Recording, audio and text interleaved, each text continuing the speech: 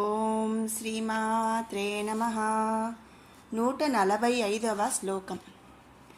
మహేశ్వరీ మహాకాళీ మహాగ్రాసా మహాసనా అపర్ణా చండికా చండముండా సురనిషూధిని. మహేశ్వరి, ఈశ్వరి అంటే ప్రభువు, మహా అంటే గొప్పదైన, అత్యంత గొప్పదైనటువంటి, మహేశ్వరి అంటే అత్యంత గొప్పదైనటువంటి ప్రభువు అని ఈ నామము యొక్క అర్థం అన్నమాట. సకల శక్తి సంపన్నమై సృష్టి ప్రదాయిని అయినటువంటి జగన్మాతను మించినటువంటి ప్రభువు ఈ ముల్లోకములందును లేరు. కాబట్టి ఆ జగన్మాతను మనం మహేశ్వరి అనే నామముతో స్తుతించుకుంటున్నాము. తర్వాత నామం మహాకాళి. కాళి అంటే నల్లని స్వరూపము. మహా అంటే అత్యంత నల్లని స్వరూపమును కలిగినటువంటిది అని ఈ నామం యొక్క అర్థం మనం చెప్పుకోవచ్చు. అలాగే ఆ పరమశివుణ్ణి మహాకాళుడు అనే నామముతో పిలుస్తాం. కాబట్టి అతని స్త్రీ కాబట్టి మనం ఆ జగన్మాతను మహాకాళి అనే నామంతో కూడా స్తుతించుకుంటున్నామని ఇంకొక అర్థం అనేది మనం చెప్పుకోవచ్చు అన్నమాట.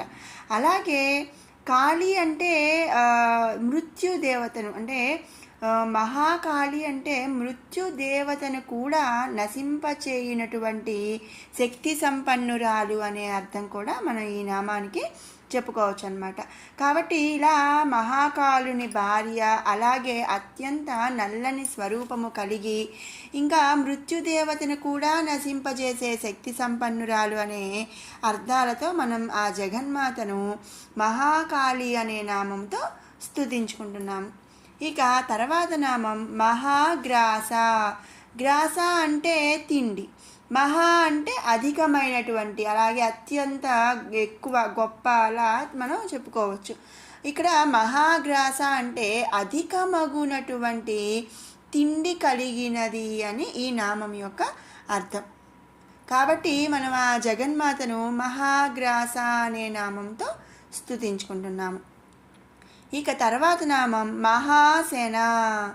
మహా అంటే అత్యధికమైనటువంటి, సన అంటే ఆహారము, అత్యధికమైనటువంటి ఆహారము కలది అని ఈ నామం యొక్క అర్థం అన్నమాట. సృష్టి ప్రదాయిని అయినటువంటి జగన్మాతకు ఈ సమస్త సృష్టి అంతా కూడా ఆహారమే అని మనం ఇక్కడ అర్థం చేసుకోవాలి. ఎందుకు అంటే ప్రళయకాల సమయమందు సృష్టి మొత్తమును కూడా తన అందు లయం చేసుకొను. కాబట్టి సృష్టి మొత్తమును కూడా ఆహారముగా స్వీకరించును అనే అర్థంతో ఈ నామమందు దేవిని మహాసేన అని స్తుతించుకుంటున్నాము. ఇక తర్వాత నామం అపర్ణ. పర్ణగ్రహితురాలు. పర్ణ అంటే ఆకు అని అర్థం అన్నమాట. అపర్ణ అంటే ఆకు కూడా, అంటే ఆకుని కూడా విసర్జించింది, గ్రహితురాలు, పర్ణగ్రహితురాలు అని ఇక్కడ అర్థం. హిమవంతుని పుత్రికాగు పార్వతి పరమశివుని కొరకు పర్ణమునైనా సరే, అంటే ఆకును కూడా ఆహారముగా తీసుకొనక తపస్సును సాగించింది. అందువలన పార్వతీదేవికి అపర్ణ అను పేరు వచ్చిందనమాట. అందుకనే మనం అందుకనే జగన్మాతను మనం అపర్ణ అనే నామంతో స్తుతించుకుంటున్నాము. తర్వాత నామం చండిక. చండిక అంటే కోపమును ధరించినటువంటి స్వరూపురాలు అని అర్థం. భక్తి శ్రద్ధాసక్తులు త్రికరణ శుద్ధి లేనటువంటి వారి యందు కోపము కలిగినటువంటిది అని మనం ఇక్కడ చెప్పుకోవచ్చు అన్నమాట.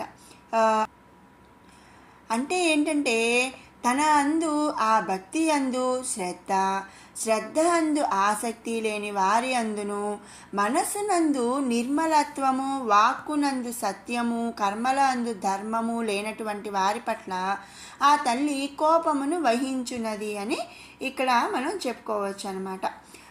అంటే ఏంటంటే ఎప్పుడు అబద్ధాలు ఆడేవాళ్ళు, అలాగే ధర్మము కూడిన పనులు చేయకుండా అధర్మము పనులు చేసేవాళ్ళందు, అలాగే మనసునందు నిర్మలత్వం అంటే మనసును మంచిగా కాకుండా ఎప్పుడు కుళ్ళు కుతంత్రాలతో ఉండే వాళ్ళను వాళ్ళ పట్ల ఏంటంటే ఆ తల్లి కోపమును కలిగి ఉంటుందంట.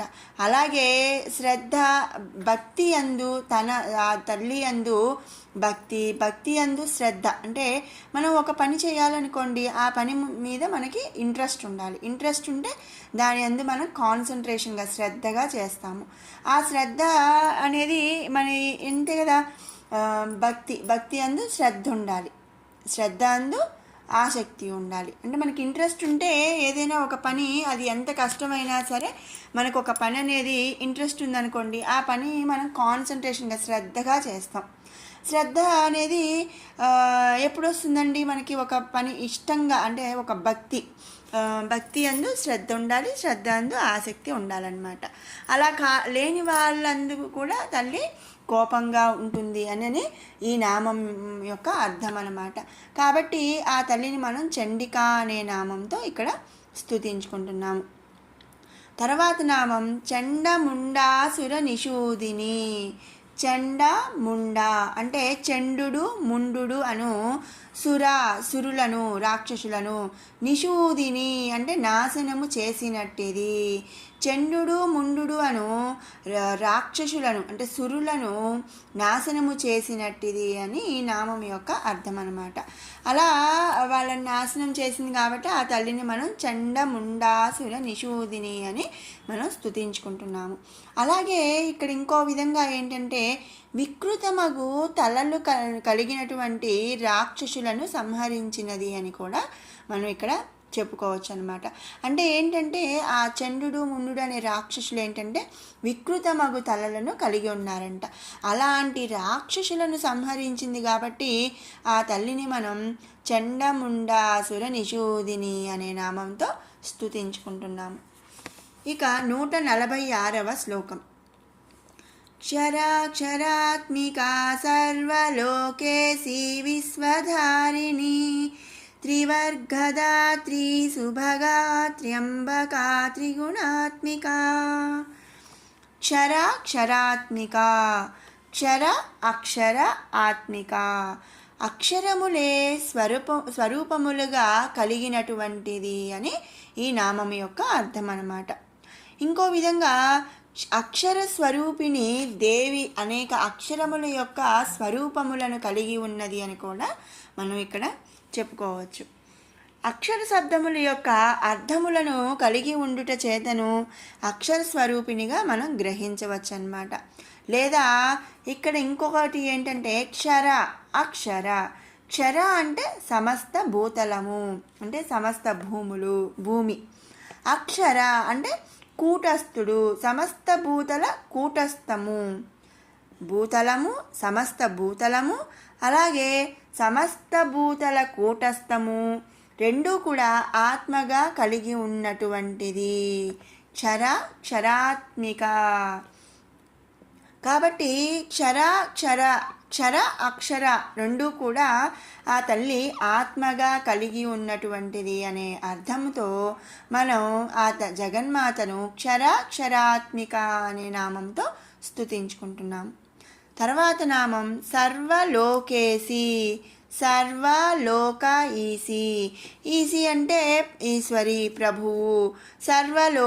సర్వలోకములకు సమస్త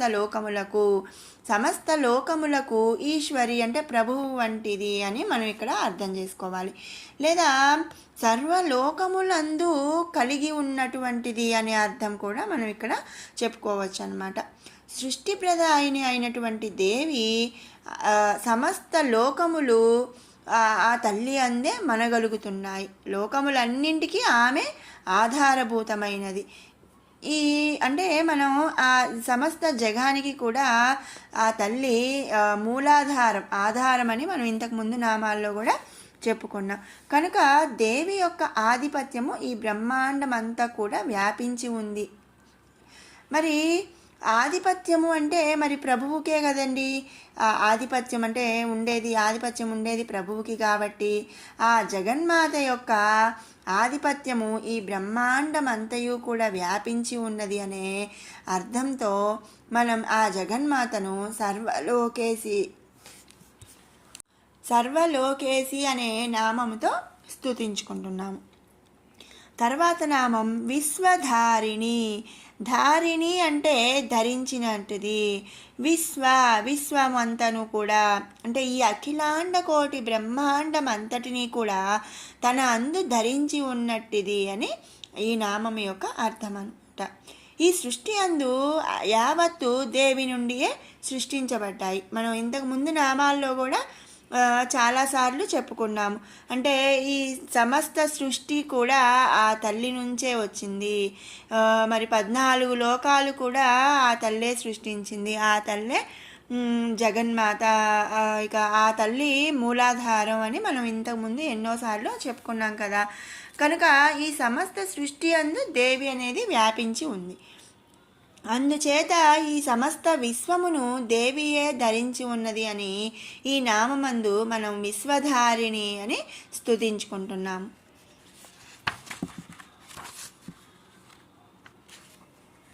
తర్వాత నామం త్రివర్గదాత్రి. త్రి అంటే 3, వర్గములను, దాత్రి ప్రసాదించినట్టిది, 3 వర్గములను ప్రసాదించినట్టిది అని ఈ నామం యొక్క అర్థం అన్నమాట. ఇక్కడ వర్గాలు అంటే క్యాస్ట్ లేదా ఇంకోటి కాదండి.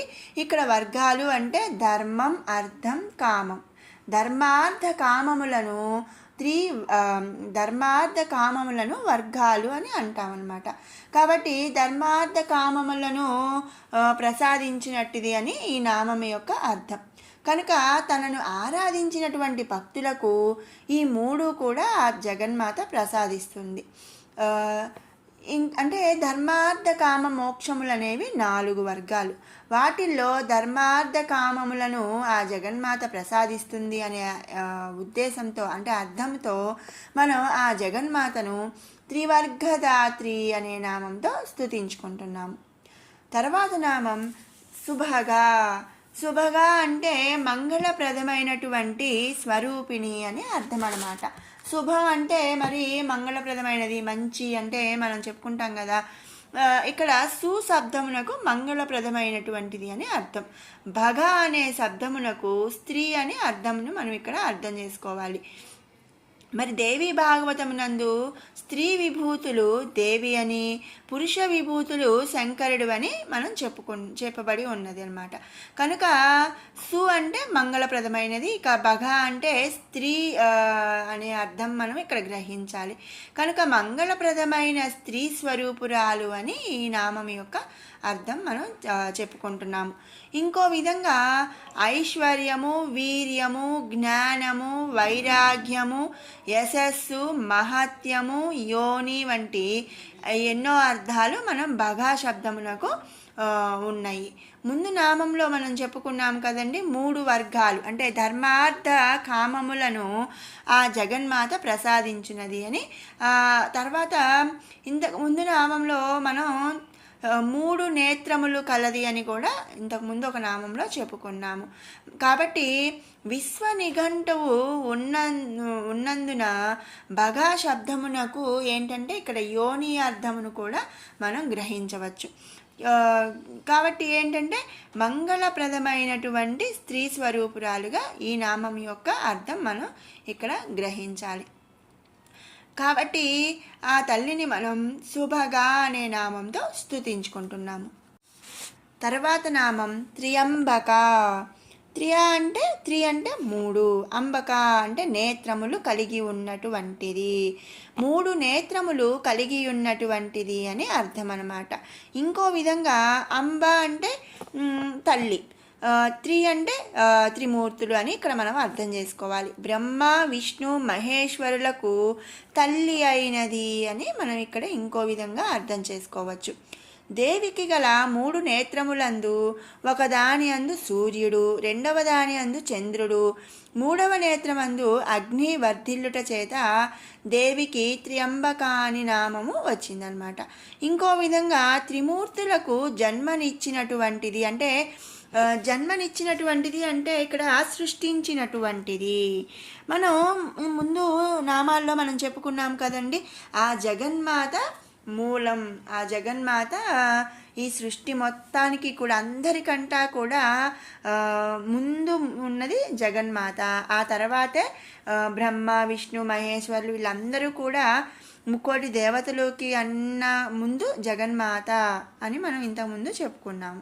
మరి అందరికన్నా ముందు తర్వాత మరి ఈ సమస్త సృష్టిని సృష్టించింది కూడా ఆ జగన్మాత అని మనం చెప్పుకున్నాం. కాబట్టి ఆ ఉద్దేశంతో ఏంటంటే బ్రహ్మ, విష్ణు, మహేశ్వరులను కూడా సృష్టించింది జగన్మాతే. కాబట్టి ఆ తల్లిని మనం ఆ త్రిమూర్తులకు తల్లి వంటిది అనే అర్థంతో త్రియంబక అనే నామంతో మనం ఇక్కడ స్తుతించుకుంటున్నాము.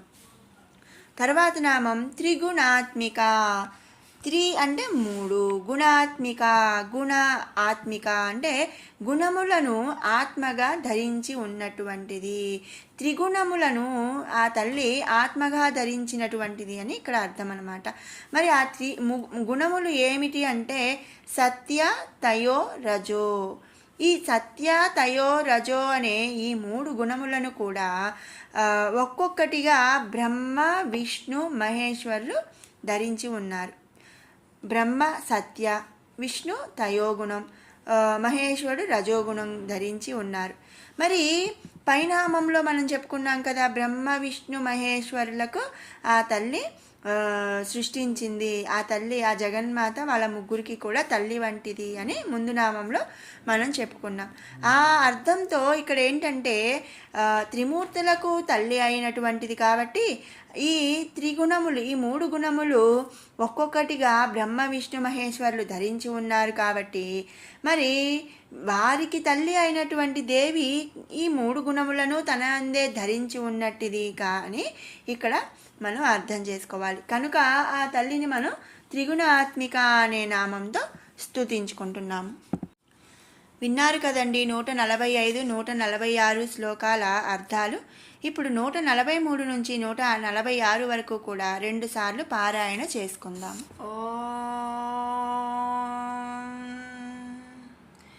ధ్యానం అరుణాం కరుణాతరంగితాక్షీం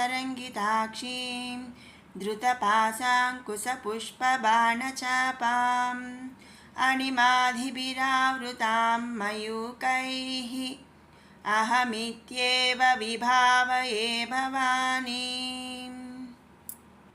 ధ్యాయేత్ పద్మాసనస్థాం వికసితవదనాం పద్మపత్రాయతాక్షీం హేమాభాం పీతవస్త్రాం కరకలితలసద్ధేమ పద్మాం వరాంగీం సర్వాలంకారయుక్తాం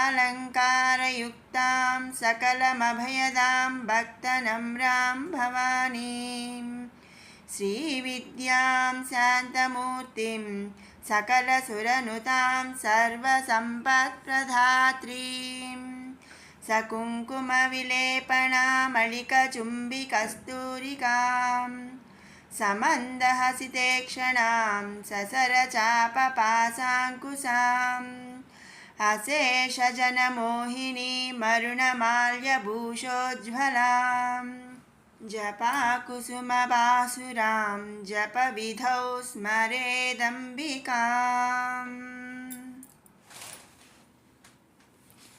భవదావసుధావృష్టిః పాపారణ్యదవానలా దౌర్భాగ్యతూలవాతూలా జరాధ్వాంతరవిప్రభా భాగ్యాబ్ధిచంద్రికా భక్తచిత్తకేకిఘనాఘనా రోగపర్వతదంబోళిః మృత్యుదారుకుఠారికా మహేశ్వరీ మహాకాళీ మహాగ్రాసా మహాసనా అపర్ణా చండికా చండముండసురనిషూదినీ క్షరాక్షరాత్మికా సర్వలోకేశీ విశ్వతారిణీ త్రివర్గదాత్రీ సుభగా త్ర్యంబకా త్రిగుణాత్మికా. మరొక మారు పారాయణ చేసుకుందాము. భవదావసుధావృష్టిః పాపారణ్యదవానలా దౌర్భాగ్యతూలవాతూలా జరాధ్వాంతరవిప్రభా భాగ్యాబ్ధిచంద్రికా భక్తచిత్తకేకిఘనాఘనా రోగపర్వతదంబోళిః మృత్యుదారుకుఠారికా महेश्वरी महाकाली महाग्रासा महासना अपर्णा चण्डिका चण्डमुण्डा सुरनिषूदिनी क्षराक्षरात्मिका सर्वलोकेशी विश्वधारिणी त्रिवर्गदा त्रिसुभगा त्र्यम्बका त्रिगुणात्मिका। ॐ श्रीमात्रे नमः।